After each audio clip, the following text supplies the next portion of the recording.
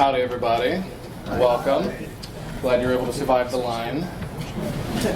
This is opening the black box. It's a way to hopefully become a better developer through debugging. My name is Dustin Yance. I am Nils Yobtaft pretty much everywhere on the internet. I am an engineer at 4 Kitchens. We are a full-service web agency based out of Austin, Texas, although we have folks kind of all over the place. I am originally from Austin, Texas, but nowadays I am way up here where it's very cold right now. So I'm enjoying the sunshine. So, what is the black box? What is this black box we're talking about? Tell me if this is a familiar story. As a developer, maybe you have a non-technical education. Self-taught web skills. Probably above average Googling abilities, if you manage to make it all the way here. And you spend many late nights staring at error messages. Are we on the right track? Are you in the right room? All right. This guy's good. Yeah. That is exactly my story. I have not 1 but 2 film degrees and a psychology degree just for fun. I picked up web development because at the time it was kind of easy and it paid pretty well. It kept me from working in restaurants all those years in college, and that was nice. But at a certain point, if you're gonna keep doing it, if it's something that you're gonna make a career, you have to stop beating your head against the keyboard.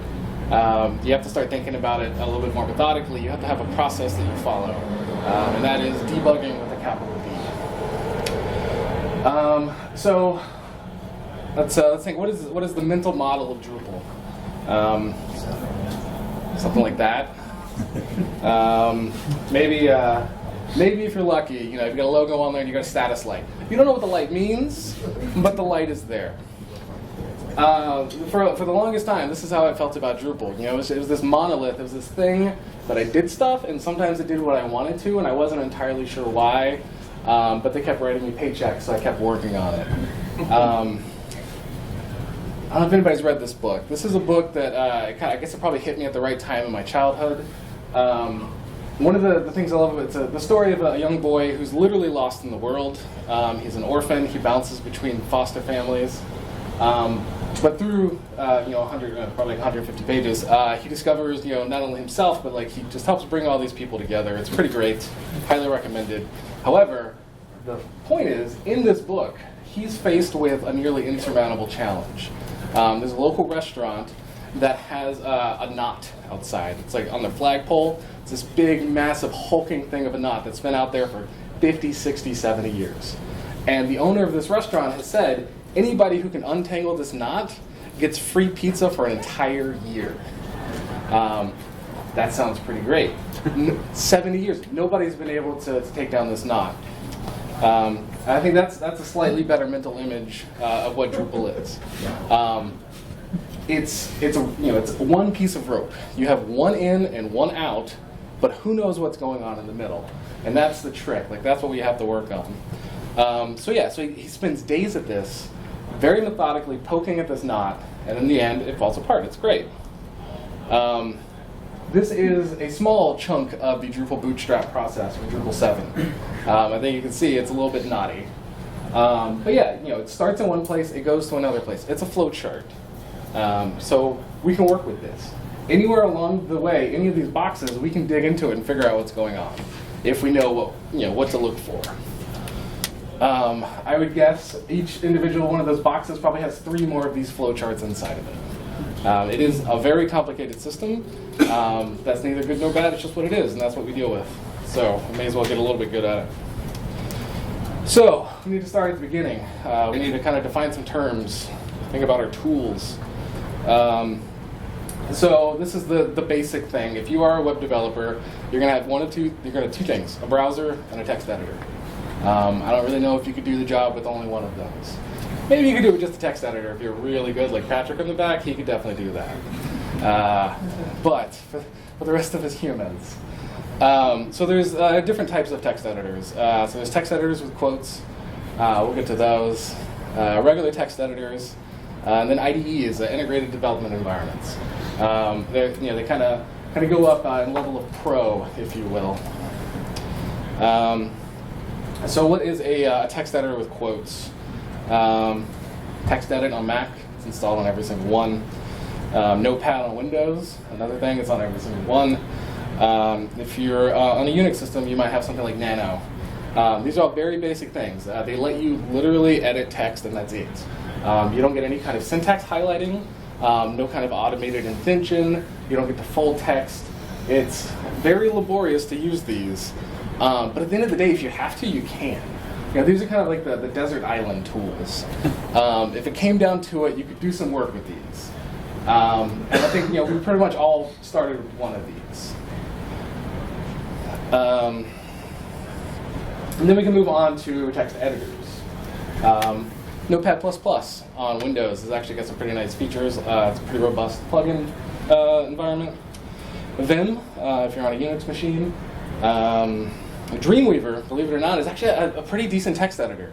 I wouldn't use any of the visual tools, but you get syntax highlighting, you get indentation, you can code fold. It's got those kind of features which are pretty nice. I spent a long time working at a university, and sometimes it can be a real pain to get them to let you install anything on a machine, but a lot of them have Adobe contracts, so Dreamweaver, they'll give that to you any day of the week.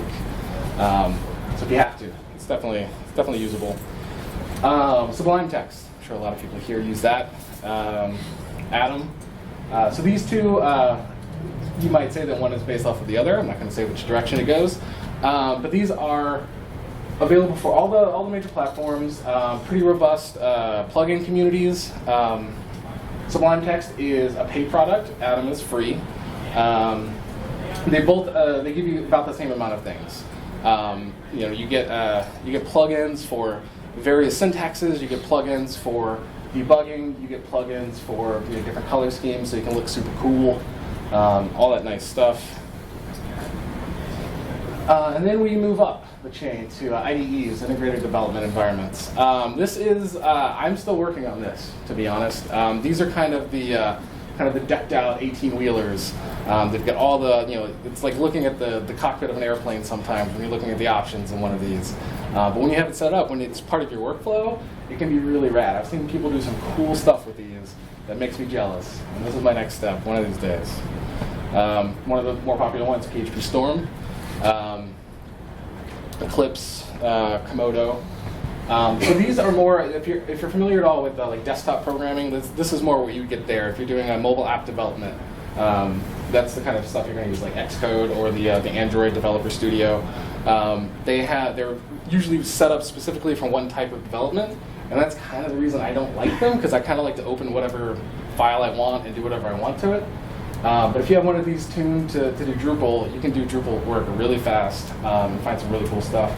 These will have, instead of having to go and find a debugging plugin or an external debugger, these will have that built in. And it's all in one view. It can be really nice. And then your development environments. So typically, if you're old school, you probably started with HTML and CSS. That was just loaded on your desktop, and you pulled it up in a browser. You did your work, and eventually you pulled open an FTP client and you drug stuff over. And then, if you're doing work in PHP, it gets a little bit more complicated. You've got to start worrying about file permissions, and things feel a little bit weird. So one of the places people will start is directly on the server. Another place would be on your machine. Or maybe you do it on your machine, but you make a machine act like a server. That's kind of cool. We'll get to that. FTP development. That's where you're working directly on the server, or you're editing files in a limited way and then pushing them over very manually. We like to call this cowboy coding.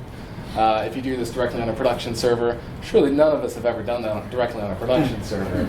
But when it's 2 o'clock in the morning and something is broken and you just want to fix it and go back to bed and deal with it in the morning, that's one way to do it.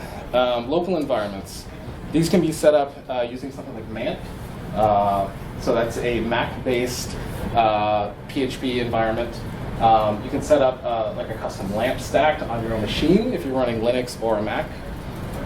Or you can use something like Vagrant. So Vagrant is nice because it lets you emulate a server inside of your computer. So all of your file permissions things are going to be the same. You're going to have access to, if you have them installed, you'll have access to all of the debugging tools you might want. And then you can kind of go next gen. So there's a really cool product now that Calamuna has been working on called Calabox. This lets you basically, if you put in the work, you can replicate exactly a server environment. So they're working specifically for Pantheon integration, where what you are working on, your code thinks it's running on Pantheon. It's really nice stuff. It uses all of the same performance enhancements that they have on their servers. So you get as close as you possibly can to working on the live server without having to work on the live server, which is very nice. But yeah, so FTP development, it's a very straightforward way to do it.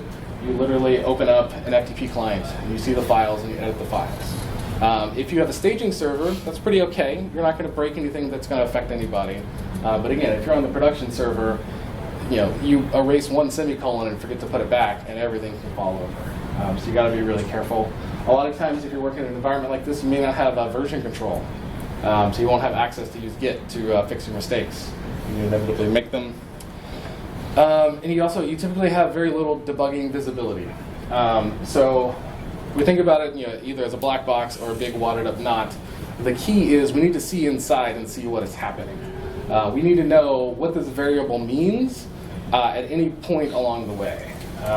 So with FTP stuff, you might be able to look through the log files if you have access to the log files. If you're working directly on a production server, you may not have that root access that lets you do that. Maybe you can place debug statements. So if you're familiar with Devel, the Devel module, you can do DSM and then a variable name. And you will see not the variable state as it traversed through all of the stuff, but you'll see its final output. So that can be helpful. But sometimes something is happening in the middle that you need to know. And this kind of provides limited visibility there. Maybe you have your Watchdog logs inside of Drupal. The problem with these is they go into the database, and a lot of people don't want them filling up their database, so they'll truncate them after 1,000 entries. What happens when what you needed was 1,003 entries ago? You just don't have it. So yeah, putting debug statements directly into the code. This is about as down and dirty as it gets, print R. So this is a PHP function. Whatever you put in there, it's just going to dump it out on the screen. Zero formatting, just to warn you. If you want to get fancy, you can wrap it in pre tags, PRE. That'll give you a little bit of formatting, still not going to be great. This is just a raw dump of the variable or the context. That's all you get. So you can do print R node. It's going to give you everything in that node variable. Everything. Pretty it up a little bit. Still not great. If you're using Devel, you can use DSM. This gives you a little bit more formatting. If you are spitting out like node, it'll give you a collapsed tree of the node variable. So a little bit easier to read. Still not the greatest because, again, it's only giving you the final output, which may or may not be helpful for you. So local development. So with this, it's going to be like MAMP, Acquia Dev Desktop, a native LAMP stack.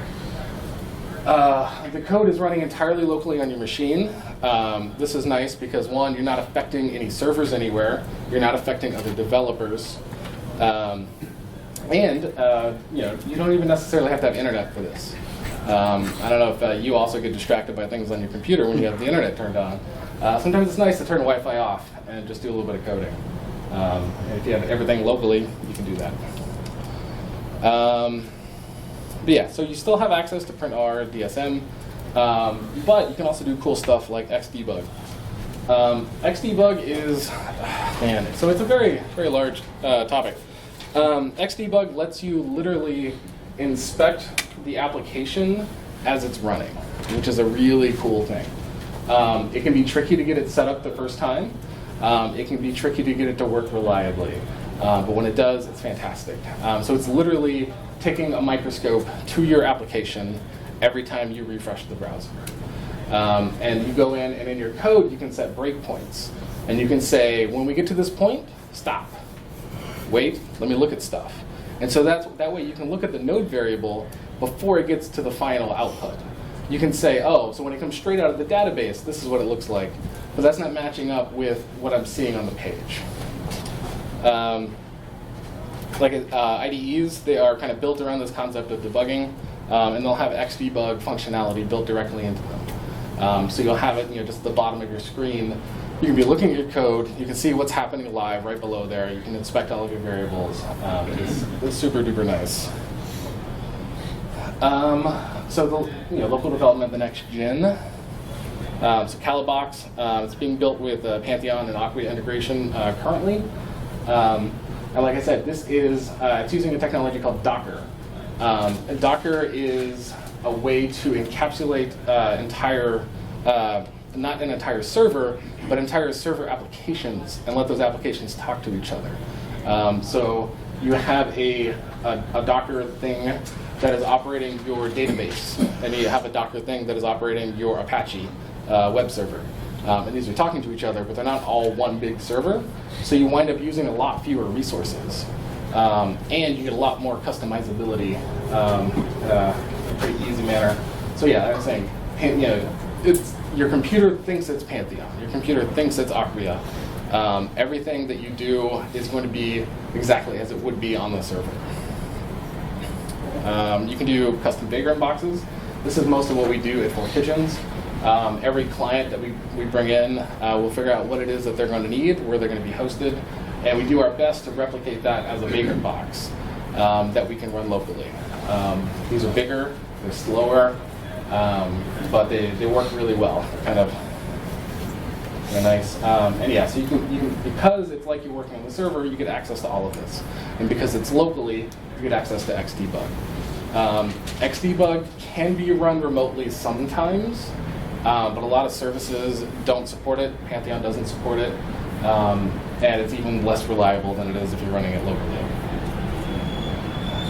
One of the other nice things about something like Calabox is you can get very accurate performance profiling because you're able to replicate the server environment very closely.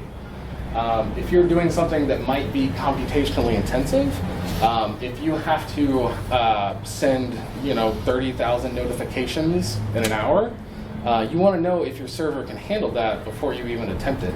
And so you can use something like XHProf, which is a PHP performance profiling tool, and it'll tell you what kind of resources your application is using as it's using them. So you can find out just how many megs of RAM is necessary to pull up this one page.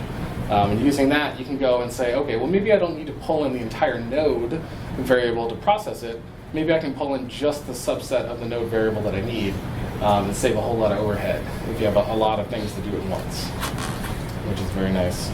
Do you use Drupal VM? I think we're not using it on any client projects, but I have spun it up myself, yes. And yeah, so that's just a vagrant box that works really well. And has a lot of, so something like that is more developer focused. So it has lots of the developer things turned on by default. What is Drupal VM. Yeah, that is a vagrant a project somebody's put together to build a very nice Drupal development environment using Vagrant. But because it's aimed at developers, it's got a lot of things turned on that a production environment wouldn't have.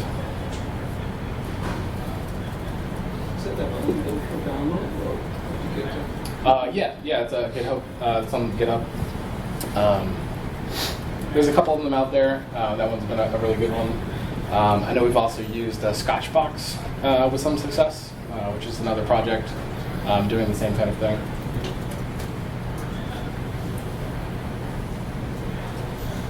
So, and these are the tools. But something's broken. It's now, it's 4:30 on Friday afternoon. You're starting to think about beer 30. Your boss walks in and something's broken. I'm a support developer. That's what I do. I only work on other people's code. I only get called when something is broken. So this is kind of my life, right there. So this is where we kind of switch into a little bit more of a philosophical discussion of debugging. The first step is relax. This isn't rocket science. Unless you work for NASA, maybe you do some stuff. But for the most part, web development isn't rocket science. For the most part, it's not going to hurt somebody. We're not designing cars. We're not doing anything that's going to directly affect people if we take an extra 10 minutes to fix something. If you're doing e-commerce work, people get pretty stressed out about that. But even then, it's going to cost more money if you do it fast and wrong than if you do it slow and right. So we need to relax and stop and think about the situation. We want to think about the knot.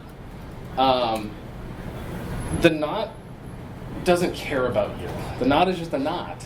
You can get angry at this knot. You can get sad at this knot. At the end of the day, it's still just going to be a knot, and the problem's still going to be there. So we have to start thinking. We have to structure our thought when something is broken. First, we need to find out what's broken. It may not always be obvious what is broken. Somebody can say, I've gotten tickets before. The site's acting weird. Okay, that's super unhelpful. So then you find out, okay, well, is there a specific part of the site that's acting weird? What is the problem? Is something not showing up? Is it new content? Maybe is that content actually set to published? If you're using something, some kind of workflow tool, maybe they just forgot to publish the content. Maybe if it's old content, did somebody mess up the permissions? I cannot even tell you how many times the problem is permissions. It's pretty much always that. Is something showing up that shouldn't be showing up? Maybe you have raw HTML or JavaScript being spit out on the page in what should have been a WYSIWYG field. People will try to copy and paste anything and everything they can into a website, and sometimes you have to tell them, no, that's not going to actually work. But if it's not any of the very basic user issues, we need to work from the bottom up. This is also very helpful if the site just isn't showing up at all. If you have that good old white screen of death, where you hit refresh, nothing happens. You don't get a 404, you don't get a 403, you don't get a 500, you just get a white screen. What is going on? This is where your environment is very important. So if something like this happens in a production environment, the first thing I want to do is get a copy of that database if I can. Because then I will have the state of the site that is currently broken. And that gives me something to work with. If I have a database that's already on my machine and the site's working great, that's not going to tell me anything. I need to replicate that the best that I can. From there, I want to know the log files. I want to take a look at them. I want to see, I literally yesterday, while I was working on some of these slides, I got an email that a staging server was broken. And this staging server is one that it's a client server. We don't control it, but we have some of the keys to the castle. So I'm on the phone with Rackspace. Turns out the server just stopped listening on port 80. We don't know why. As far as I know, nobody has touched the server, but all of a sudden it's no longer serving web pages. And I don't know why. So the first thing I do is I want to look at the log files. Did Apache crash? Did something else in the server crash? Did something nefarious happen to the server? A lot of these things you can find clues to in your log files. This is very important. You need to know how to find your log files before you need your log files. There's nothing worse than logging into a server that is a slightly different flavor of Linux than you're used to and not being able to find the log files. Or maybe somebody got cute and pointed the log files to some custom location and you have no idea where they are. It's really nice to know when stuff is going wrong how to find it. There's a really great tool I like called Multitail. So when you're looking at log files, it's just a text file, one line for each event. You can follow them where they kind of go scrolling on the page and it looks like the matrix.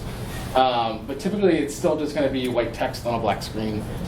Multitail has a color option, which is very nice. So every line gets its own color. So it makes it easy to see when something new has happened. It also lets you pull multiple log files into one stream. So you can have your database log and your PHP log showing up on one screen. So you've got the screen over here, you're over here doing some code, you hit refresh, and you get to see if anything is happening. It makes it very visual, very easy to figure out what's going on. sometimes your log file will tell you exactly what the problem is. Oh, there was an unexpected closing brace on line 73. That's great. That's super helpful. Other times it's very much less helpful. But again, we're going to fall back on our above average Googling skills, and we're going to take whatever it gave us and try to work backwards from there. Yeah. So we hopefully at this point know what is broken, but we don't necessarily know where it's broken. So again, it's a big knot, this Drupal application we all know and love. So we have to figure out what is actually breaking it. There are 3 likely places on an average site. Some kind of custom module that either you or one of your coworkers wrote, the themes template.php file, or a theme template file in general. So the purpose of most of our websites is to show us stuff. And 2 out of 3 of these things directly relate to how things are shown to us.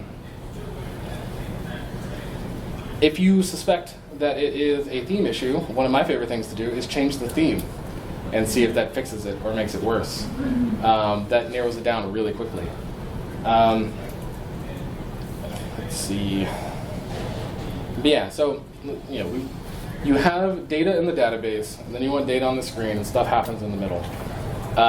So at this point, you can start using, I like to use Devel and start placing DSMs in various places and see, is this next to the thing that is breaking? Like I said, I deal a lot with other people's code. I don't know these sites very well. Some of these, even if I know the site very well, I may not have touched it for 2 or 3 months. And there could be 17 different template files that I have to go through. So you find the most likely one, and you insert some debug logic, and you see if it outputs to the screen. It's dirty, but it works. And once you find the actual problem file, then you can bring out Xdebug. There's literally nothing worse than trying to use Xdebug, hitting refresh 1,000 times and nothing happens because you're on the wrong file. So we know what is broken, we know where it's broken. By the way, it's still broken, but again, we still have to relax. We need to use the scientific method. This is the hardest lesson, I think, for me to learn personally. Still working on it. When something is broken and you want it to be fixed and you need to fix fast, you're just going to start changing things and hitting save and refreshing and hitting save and refreshing. You can't do that. Well, you still wind up doing that, but you do it in a little bit more methodical manner. So this is debugging as I like to define it. Change one thing at a time. Just one. Save it. Test that change. And then try it again. It can be slow, it can be painful, but again, it's better to do it slow and right than fast and wrong. Git is your friend if you're debugging. If at all possible, work in an environment where you can use Git. One of the things that happens is you start making your changes, and all of a sudden, 19 changes later, something is working or is worse, and you don't remember what did that. So you wanna save your progress as you work. You gotta check in with yourself. So you say, okay, the screen is no longer white. The screen is now pink. That's progress. Let's make a save. Let's do a quick Git message. Did this. This is the result. Doesn't have to be pretty. You can go back and rebase it later so people don't know what silly things you put in your commit messages. But you want to do this. This way, a 2-hour rabbit hole of code doesn't just become a black hole because all of a sudden I don't even remember what happened. Or even worse, you did make a branch, you made a bunch of changes, you didn't commit them, you switch back to another branch and it overwrites itself. And now you've lost everything. Yes. So Dustin, when you do a git commit, do you also back up your database so you can restore to that point? It depends on what the issue is. Okay. So there's one problem that I had recently that involved point calculations. So it was user interaction on the site gains you so many points. You get to a certain number of points, you get a badge. But if you don't interact with the site, they take the badge away.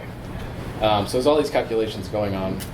And in that case, yes, I made a lot of copies of the database in different states so I could see what was happening. Turns out if you lost points too quickly, it would break the whole system. And then the email system broke. It was a whole thing. But yeah, in that case, I would. A lot of times it's just a code issue, and if it feels like a code issue, I'll just use the database as it is.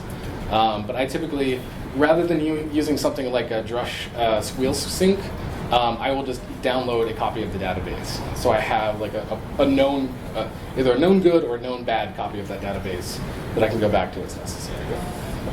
Yeah. If you're using features and you're making changes on the server, recreate those features and commit those into Git. That's a super easy way to lose a lot of work if you forget to recreate your features. But yeah, like I said, it makes the rabbit holes manageable. If you think, oh, well, it feels like the problem's over here, but there's this other thing, so I'm going to leave this and go down this rabbit hole, you got to be able to remember what happened. Even if you're not using Git commit messages, write it down. Keep a text file. I actually keep a paper notebook because I'm weird like that. But it's great because you can see, oh, this thing that I did this. You're kind of keeping, it's like a lab notebook if we're going back to the scientific method metaphor. But you know what change resulted in what effect. Git diff is your friend. So Git diff allows you to compare two versions of a file and see exactly what changed. It's what you typically see if you're on GitHub doing like a pull request. You see like the red lines and the green lines. This is very important. When you're done, when you fixed your thing, remove your debug statements. It's silly, but sometimes you leave stuff in there you shouldn't. Ensure that you only change as much as you needed to change. So when you're looking at your Git diff, say, okay, did everything in this do what I needed it to do? Because if you change too much, you might be introducing new bugs that you're going to find a month from now. So you want to leave everything as close to the original state as you can, as long as it's working. Like I said, remove your debug statements, because you only commit butts to master once. Especially when it's a client repo you're working on, man, that is embarrassing. Yeah. Don't ask for a show of hands on that one. No. Git blame is your friend. So Git blame lets you look at the changes in a file and see who did them. It can help you track down who wrote the offending code, I'll put that in quotes. It's important that this doesn't turn into a witch hunt. Here's the thing. Everybody makes mistakes. Don't need to be a jerk about it. You're not trying to, I wish it wasn't called Git blame. They wish they would come up with something a little bit nicer, but that's, Linus Torvalds for it, yes. You can type Git annotate. That does sound a lot nicer. I'm going to start using that one. Okay. But there should be a chance to find context for the issue. So like I said, I'm a support developer. Everything that I touch is somebody else's code. So sometimes I'll see something and I'm like, seriously, Patrick, why would you do this? This is the weirdest, dumbest thing I've ever seen. But then you talk to the developer and you realize, oh, there was a reason for this. Everybody's under various constraints, and so sometimes stuff happens.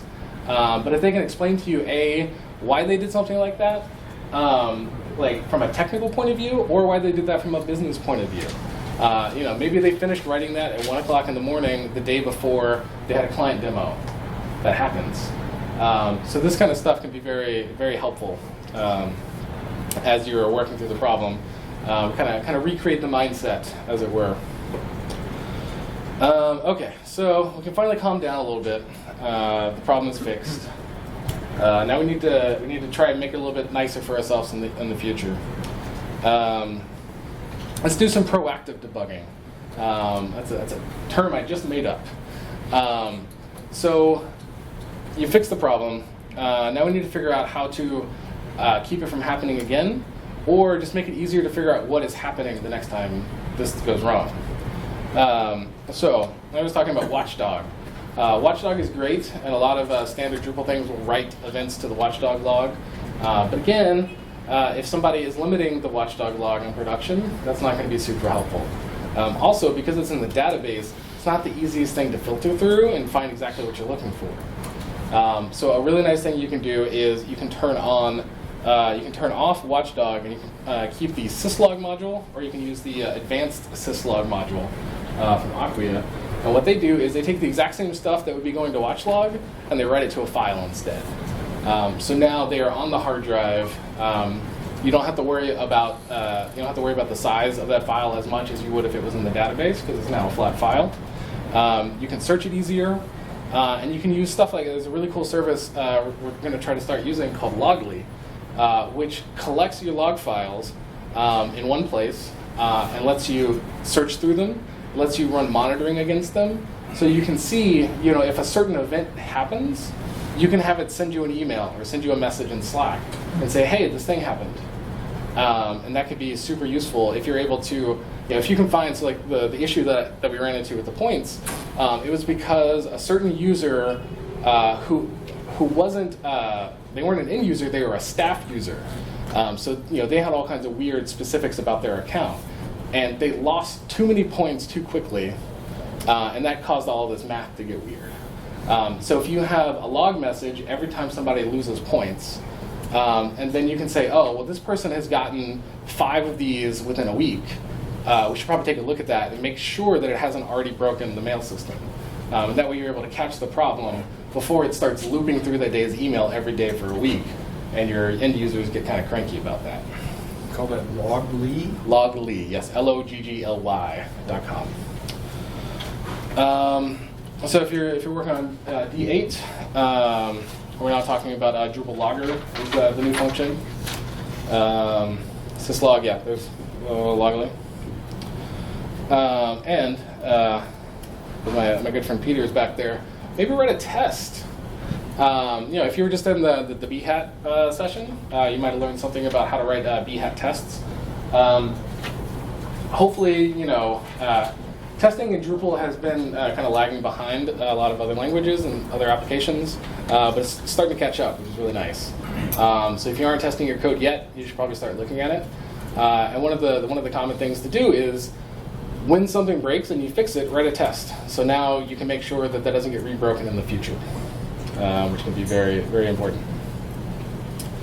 So, thank you. We're hiring. So,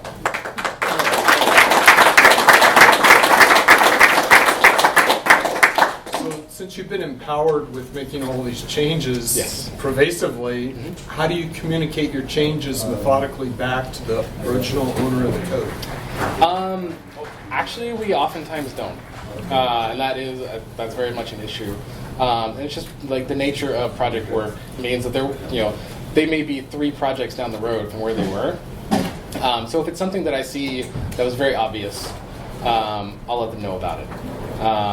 I think every time we have a meeting, an engineers meeting, I tend to go on and on about, hey, if you're doing math in your code, write a test for that math, because math works great until it doesn't, and then stuff gets really weird really fast. So it's kind of it's more of a lessons learned that I try to pass on rather than this specific issue. And yeah, there's a lot of work we could do there to kind of pass that knowledge forward. I'm just done. Yeah. Any other questions? Yes. How are you running Xdebug locally?